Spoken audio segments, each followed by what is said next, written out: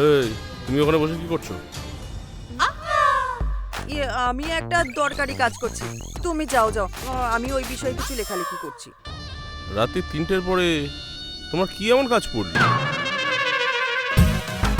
ওহো মালজা, হতে পারে তোমার কিছু কাজ নেই, আমার অনেক কাজ আছে। তুমি তোমার যাও, আমি এখানে আছি। মানে মানে এদিকে আসো, আমি বুঝছি বলছি, এদিকে আসো।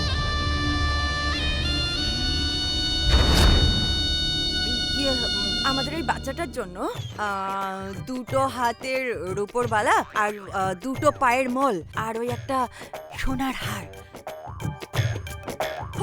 আর ও পবিত্রের জন্য একটা সোনার হার, আর ওই দেওরবাবুর জন্য একটা রূপোর নয়, একটা সোনার ব্রেসলেট। এমনিতেও ছোট বাচ্চাটাকে 21 দিনে দিতে হবে না? দেবে যে বলছো, এত কিছু জিনিস কেনার টাকা কোথা থেকে আসবে?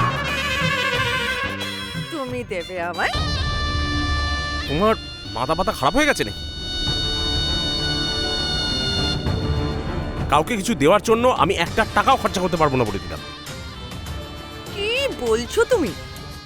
আরে এইটুকু বাচ্চার জন্য তুমি দেবে না? এইটুকু যদি তুমি না দাও তাহলে সবার সামনে তুমি ভালো হবে কি করে? কিচ্ছু বোঝো না তুমি। তুমি যদি বাচ্চাকে দুটো জিনিস দাও তাহলে দেওর বাবু আর শাশুমা তো তবে তোমাকে দুটো জিনিস দেবে। হ্যাঁ, তোমার মাথায় কিচ্ছু বুদ্ধি নেই। তোমার এত ভালো বুদ্ধিওয়ালা স্ত্রী থাকতে তোমাকে সবকিছু বলে দিতে হয়, আমার খুব খারাপ লাগে এটা। তোমার যা বুদ্ধি,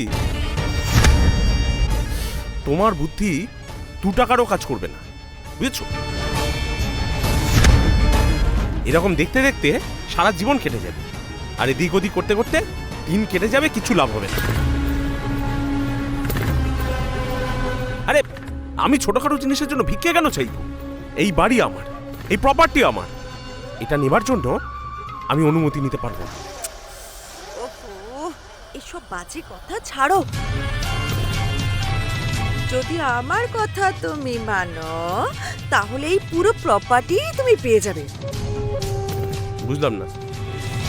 ওহো, আচ্ছা দেওর বাবু আর পবিত্রার কি হয়েছে? মেয়ে, মানে ডটার। শোনোনি তুমি ভালো করে? আর আমি তো সব জানি।